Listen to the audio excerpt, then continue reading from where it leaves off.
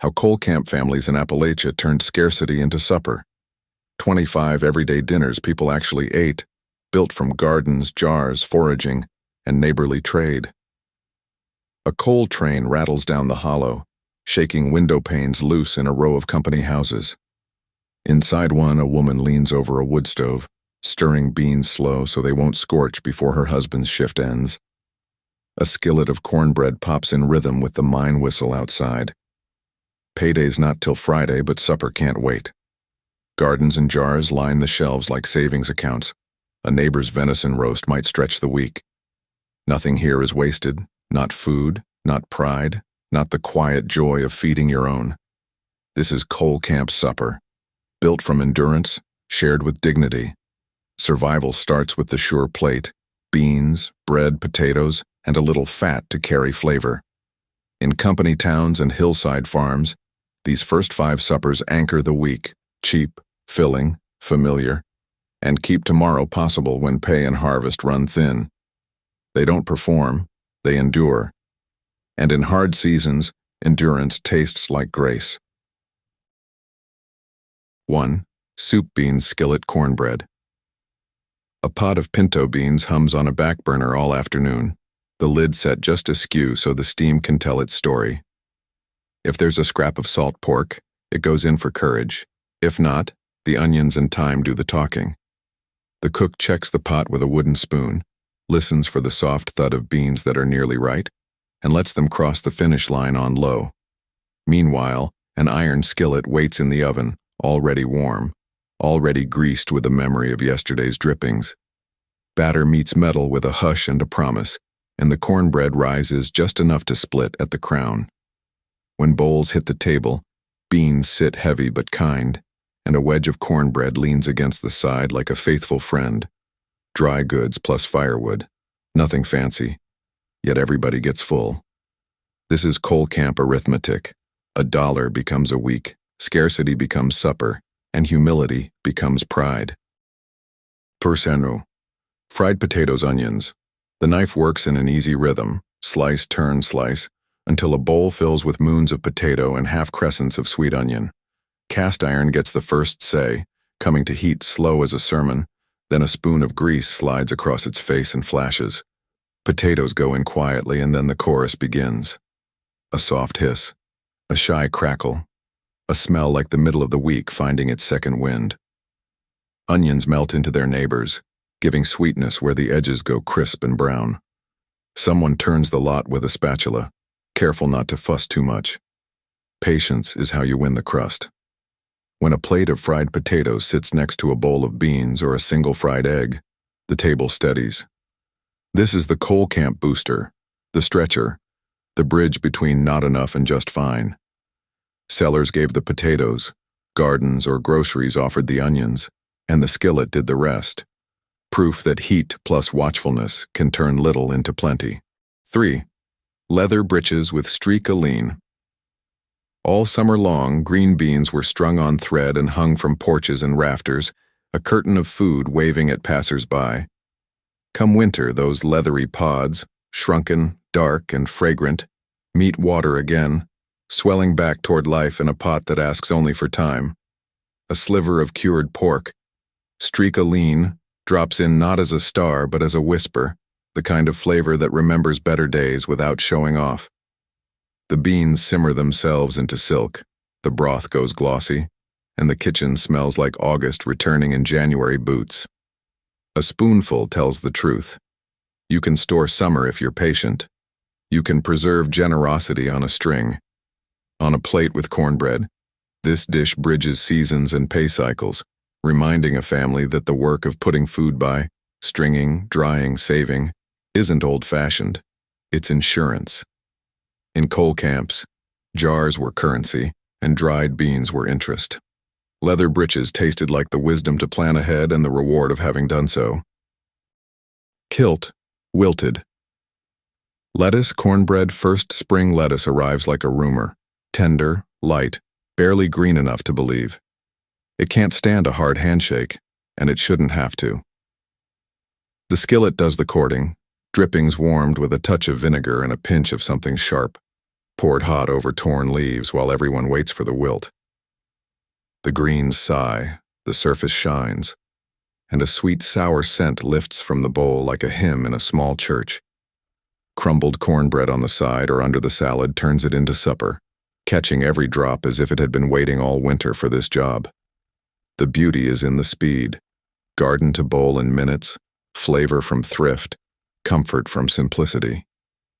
Kilt lettuce says the lean months are loosening their grip, that you can taste a kinder season even before it fully arrives. In a place where luck comes in small visits, this plate is proof that the ground forgives, and that the kitchen knows how to say thank you. Audi 5. Ramps fried potatoes. The first wild taste after snow is a sharp green shout from the woods. Ramps, garlicky, oniony, stubbornly themselves, come home in a handful of muddy bulbs and fan-shaped leaves. They meet a pan slicked with bacon grease and a scatter of sliced potatoes, and the whole place wakes up. The cook moves fast. Ramps need a quick touch, a flash, not a lecture. Edges brown, fragrance rises, and someone opens a window even if it's still cold outside, because this smell means the world is starting over. A plate of ramp fried potatoes doesn't need ceremony. It needs hunger and a moment of quiet so everyone can honor what the hills just gave. Foraging isn't a fad here. It's an inheritance. It keeps cash in pockets and pride in chests. This dish is a celebration without a fuss, a reminder that the mountains feed their own, and that families who know where to look will always find a way from winter into spring. 6. Poke salad greens. Poke shows up early, glossy and defiant, sprouting where fence lines lean and creek banks remember winter. Elders know which leaves to trust and which to leave be, and they teach by doing. Gather small, boil hard, pour off, boil again, then finish with a quick kiss of the skillet so the bitterness softens and the flavor stands proud. On a coal camp table, poke salad isn't a dare. It's a lesson. Knowledge you can taste. When gardens run thin and the company store feels far, these greens step in like an old friend who doesn't need invitation. A slice of cornbread turns the plate into supper, catching the pot liquor like it was waiting all spring. Kids learn the story alongside the flavor. Patience makes food safe. Attention turns rough edges into nourishment. Every forkful carries a signature from the hills. Wildness tamed, caution honored. In households where nothing is wasted, even wisdom gets eaten. 7. Cornbread buttermilk, crumbled supper. Evening heat lingers on the porch boards and the kitchen gives up on stoves. A bowl, a square of yesterday's cornbread, and a cold pour of buttermilk. Supper is ready in the time it takes for crickets to tune up. The cornbread breaks into golden rubble. The buttermilk cools everything to a hush, tangy and calm, like a creek's shade. No one pretends it's fancy. That's the beauty. This is the plate you reach for after a long day at the tipple or the wash tub, when appetite wants comfort more than spectacle. Dairy from a neighbor. Cornbread from last night's pan. Both work a second shift without complaint. Grandparents call it a blessing. Children call it summer. On lean weeks, it keeps the ledger steady. On plentiful weeks, it keeps the ritual alive. You eat it slow with a spoon and hear screen doors click, dogs thump their tails, and someone 2 houses down laugh at a joke you didn't catch. The holler breathes, and so do you. 8. Cabbage potatoes with streaked meat.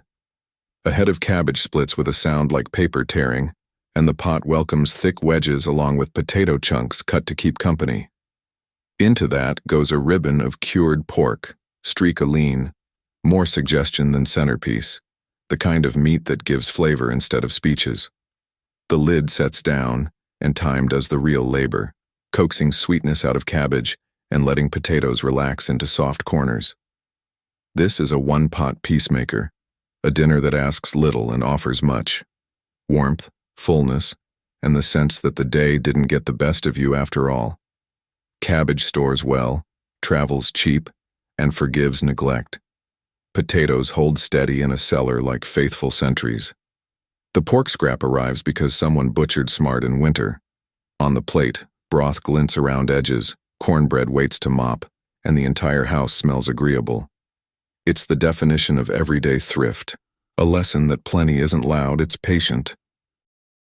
9. Macaroni tomatoes, skillet red. The box of elbows sits on a shelf like a reliable friend, and the jar of stewed tomatoes keeps a promise from last summer. They meet in a skillet where a spoon of drippings wakes up whatever the day left dull. The tomatoes darken, the noodles soften, and the whole pan leans toward a gentle sizzle that concentrates flavor the way a story tightens near its end. A scatter of onion if there's any, a pinch of something sharp if not.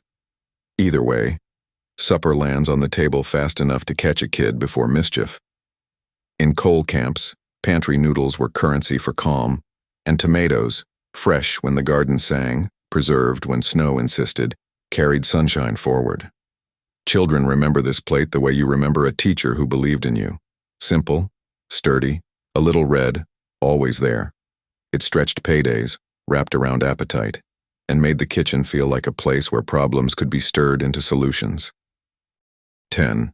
Fried bologna. Supper plate. The deli counter knows coal country, and so does bologna. A thick slice hits hot iron and curls at the edges like it's trying to tip its hat, shiny with fat, smelling like the middle of a fairground and the end of a hard day. Onions go in for sweetness or, on lucky nights, a quick gravy that turns a cheap cut into a full conversation. Bologna showed up in small stores when better meats took the train elsewhere, but it earned its chair by being steady, salty, and fast. Laid on bread, set beside potatoes, or crowned with a fried egg, it made the plate look busy and your stomach feel heard. No one called it special. They called it ready. That matters when shifts change and buses don't wait. In the story of working-class supper, this is a dependable paragraph, unpretentious, satisfying, and proud to keep company with the rest of the week. It's the taste of getting by with a wink. Venison, ham hock white beans. The smell of slow-cooked beans has a way of wrapping around a house like a wool blanket. A single smoked ham hock sinks into the pot, more flavor than flesh, and spends the day giving itself away bit by bit. As hours pass, white beans surrender their shape, thickening the broth until it turns creamy and rich, a whole supper made from patience. Every bowl tells the same truth. One piece of meat can feed a family if you stretch it with time and care. The hock bones show up at every grocer's counter because the better cuts were beyond reach, but no one at the table minds. They know how to make the pot sing. Cornbread waits on the side to soak up the last bit of broth, and for a quiet minute there's no talk of pay or weather, just the scrape of spoons and the comfort of knowing tomorrow's lunch will taste even better. 12. Kraut wieners. By the 1940s, Coal Town saw more cans and jars than ever before, and sauerkraut found its place beside pickles and preserves. Into the skillet it goes, with sliced wieners or hot dogs from the corner store, cheap, fast, dependable. The smell is sharp at first, but the heat tames it, turning sour into savory, vinegar into warmth. Families call it kraut and wieners, a phrase that sounds like work clothes and supper bells. It fills the air, fills the bellies, and fills the gap between big dreams and small paychecks. Children grow up on it, elders swear by it, and everyone knows the sound of that first simmer. Tiny bubbles at the edge, the soft pop of sausage skin giving way. No one planned for this dish to last decades, but it stuck around because it was real, a one-pan wonder that stretched a dime, honored thrift, and smelled like home, even when money didn't. 13. Tomato gravy over biscuits. A coal miner's wife once joked that tomato gravy is what you make when you want the smell of Sunday dinner on a Wednesday night. Drippings from breakfast bacon or sausage get saved in a coffee can, waiting for their next calling. They meet a spoonful of flour, a quick stir, and a splash of canned tomatoes, thickening into a rich red gravy that lands heavy and kind on hot biscuits. The first bite brings a hush, the kind of quiet that happens when a meal hits both memory and hunger. Flour, fat, and tomatoes, that's all, but in the right hands, that's everything. Tomato gravy told the story of ingenuity, of cooks who refused to let an empty meat bin mean an empty table. Served with eggs in the morning or biscuits at night, it kept dignity on the plate. Even decades later, its smell still whispers, home. Proof that flavor doesn't need wealth, just a little imagination and heat. 14. Potato cakes, Tater patties. Last night's mashed potatoes cool in a pan, waiting to be something again. Hands shape them into small patties, press them flat, and lay them gently into a skillet that already hums with life. The first side browns to gold, the second side sings. These potato cakes aren't leftovers, they're second chances. A crisp crust hides a soft heart, and the sound of them frying is as reassuring as any lullaby. Kids wait at the table with plates in hand, ready to catch the first batch. Cooks know the math. Yesterday's supper plus grease equals today's luck. Potatoes were cheap, dependable, and forgiving, and every coal camp leaned on that. Potato cakes made sure nothing went to waste. Not effort, not scraps, not hope. They turn frugality into comfort and prove that resourcefulness has its own flavor. When the pan cools and the family leans back, there's pride in knowing the week stretched just a little farther. 15. Pinto beans with chow chow. A jar opens with a small pop, and the room fills with the scent of vinegar, peppers, and mustard seed. Chow chow, bright, tangy relish made from garden odds and ends, turns a bowl of plain pintos into something that tastes like summer's memory bottled up for leaner times. Every coal camp had a version. Some sweeter, some hotter, some chunky, some fine. It sat on tables beside mason jars of beans, catching the light, waiting for its spoonful moment. One scoop, and the dish wakes up, humble beans dressed in color and cheer. It's a reminder that preservation wasn't just about survival, it was about joy. When gardens overflowed, nothing was wasted. When winter came, nothing felt forgotten. Chow chow linked generations, recipes whispered, jars traded, pride passed down. Paired with cornbread, it was proof that even the poorest plate could sparkle. In the rhythm of coal camp life, this was flavor against fatigue, brightness against the gray, a little rebellion served cold. 16. Venison stew, neighbor share. When deer season came, it wasn't about trophies, it was about supper. One man's lucky shot could fill several homes, and the butchering often started before the coffee cooled. The pot came next, chunks of venison browned slow, then joined by carrots, potatoes, onions, whatever the root cellar could spare. It simmered for hours, filling the house with the kind of smell that drew kids from porches and dogs from under stoves. This was a shared dish, in spirit and in fact. A quart jar might be passed across fences or sent down the holler for a friend with no meat left. Venison stew didn't ask for much beyond time and generosity. It kept pride alive where pay ran short, showing that community was the best recipe. Every spoonful tasted like a handshake, warm, respectful, enough to last through the week. 17. Pork backbone dumplings, hog killing time. Hog killing time was both work and celebration. Smoke drifted from every yard, pots boiled, knives gleamed, and every part of the animal found its purpose. The backbone, bony, rich, and often overlooked elsewhere, was prized here. It went into a pot with flour dumplings that puffed like small clouds over simmering broth. The smell told neighbors to come with bowls. This wasn't just about meat. It was about marking the season. Children learned early that waste was sin and sharing was joy. A single hog might feed 5 families before the week was done. The meal itself was simple, but the meaning was grand. Community held together by salt, smoke, and trust. The dumplings made sure the broth could stretch as far as kindness demanded, and that every table, no matter how humble, had reason to give thanks. 18. Vegetable soup with soup bone. The sound of the soup pot was the sound of survival, steady, forgiving, generous. Into it went a saved bone from last month's roast, a jar of tomatoes, corn, beans, maybe okra if the garden had been good. It bubbled low and long, each hour deepening the flavor, each stir turning leftovers into unity. A coal camp kitchen could smell like summer even when snow pressed against the window panes. Women swapped jars of canned vegetables like recipes, and the soup pot was where those trades met. Nothing measured, nothing wasted. It was a meal that shifted with the season, thin and light in August, thick and hearty in February. The soup bone might be the only meat for a week, but its echo in the broth made the house feel richer. This dish wasn't just food, it was a philosophy. Everything gives something back if you let it. 19.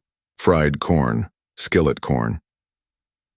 There's a sound corn makes when it hits hot grease, a soft pop like applause for summer. Ears were shucked early, kernels scraped off with a blade that sang against the cob, and then tossed into the skillet with a spoon of bacon fat. Stir, wait, taste, repeat. The sugars caramelized, edges browned, and suddenly the kitchen smelled like sunshine. If winter had already come, jars of frozen or canned corn stood in for fresh, but the memory stayed the same. Fried corn was more than a side, it was a bridge to July, even in January. Children called it candy corn, though it wasn't sweet in that way.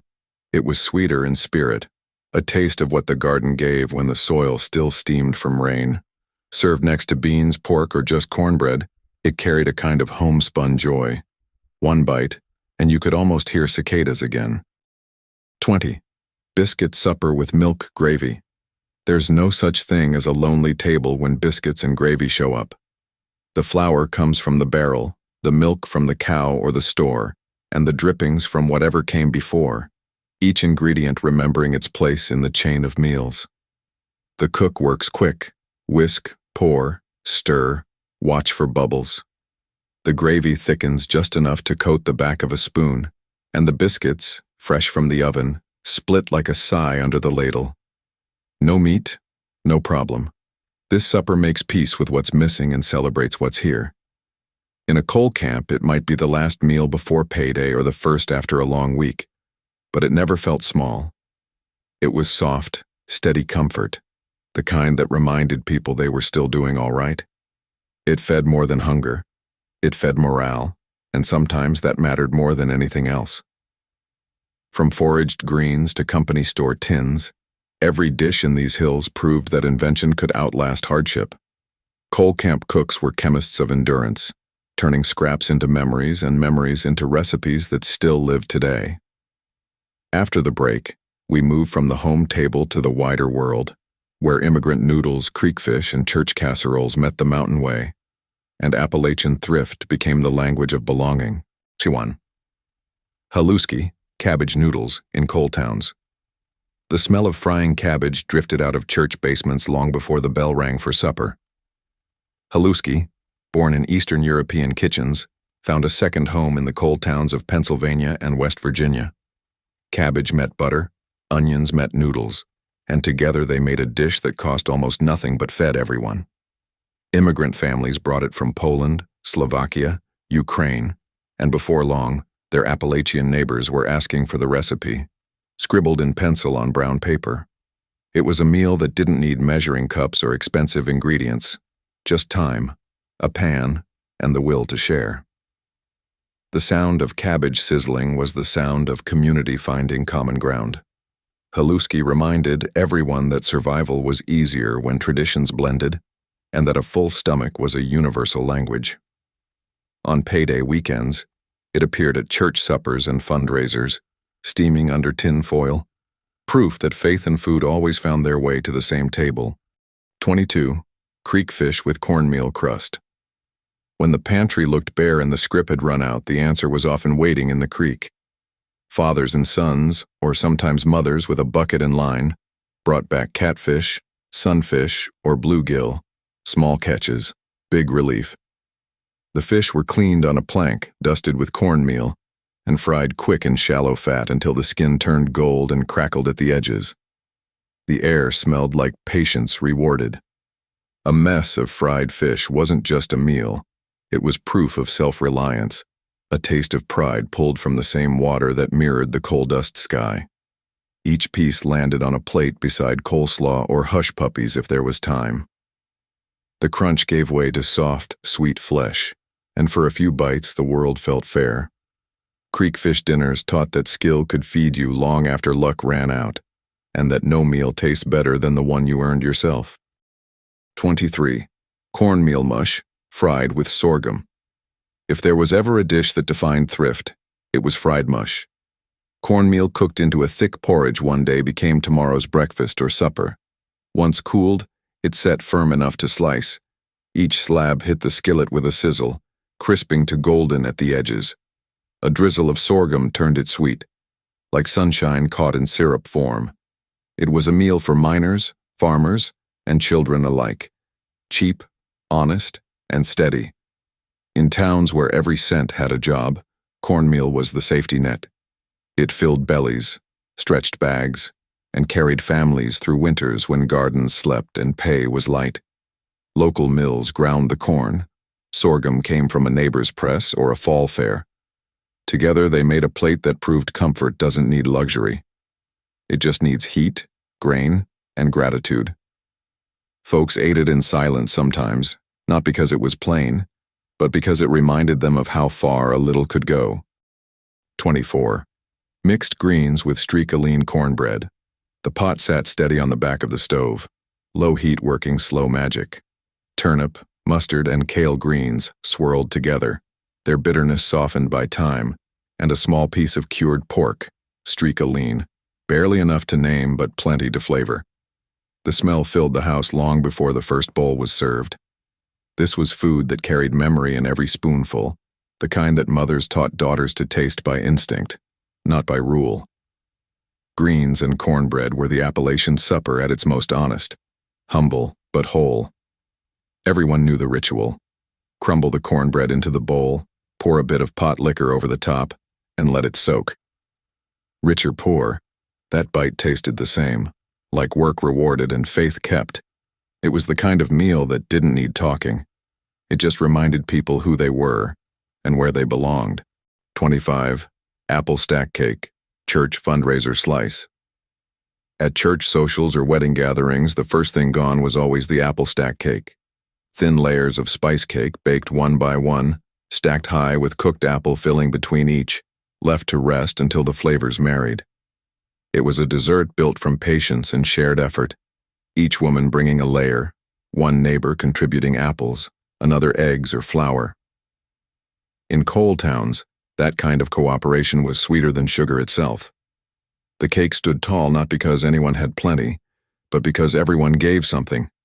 Its scent of cinnamon and apples filled basements and fellowship halls, marking birthdays, baptisms, and long-awaited paydays. The first slice was joy, the last crumb nostalgia. Apple stack cake wasn't about indulgence. It was about togetherness, about turning scarcity into celebration. Even today, when someone bakes one from an old recipe card, it's not just dessert, it's a memory revived, a community rebuilt in layers. Shared effort, each woman bringing a layer, one neighbor contributing apples, another eggs or flour. In coal towns, that kind of cooperation was sweeter than sugar itself. The cake stood tall not because anyone had plenty, but because everyone gave something. Its scent of cinnamon and apples filled basements and fellowship halls, marking birthdays, baptisms, and long-awaited paydays. The first slice was joy, the last, crumb nostalgia. Apple stack cake wasn't about indulgence. It was about togetherness, about turning scarcity into celebration. Even today, when someone bakes one from an old recipe card, it's not just dessert. It's a memory revived, a community rebuilt in layers. Jars lined the shelves like a second paycheck. Amber peaches, tomatoes the color of August, beans gone leathery and patient. In these kitchens, time was the missing ingredient you could still find. A day's simmer to coax broth from a bone, a winter's rest to let apples sweeten a stack cake, a week strung on twine to turn green beans into tomorrow. The pattern held steady as a hymn, a starch that carried the load, a garden or foraged green to keep the plate honest, a little meat to whisper instead of shout. Techniques traveled faster than roads, black Appalachian cooks passing along pan wisdom, immigrant grandmothers slow frying cabbage until it turned kind, Cherokee knowledge guiding hands toward safe greens and good water. By the middle years, tins of salmon, hot dogs, and Spam joined the lineup, not as imposters, but as rhythm keepers for pay cycles and winters. What these meals recorded never made the company ledger. The neighbor who slipped venison across a fence, the jar of chow chow brightening a hard week, the church basement that stretched one pot into many bowls. Coal dust settled on porches, but inside, supper lifted it like prayer.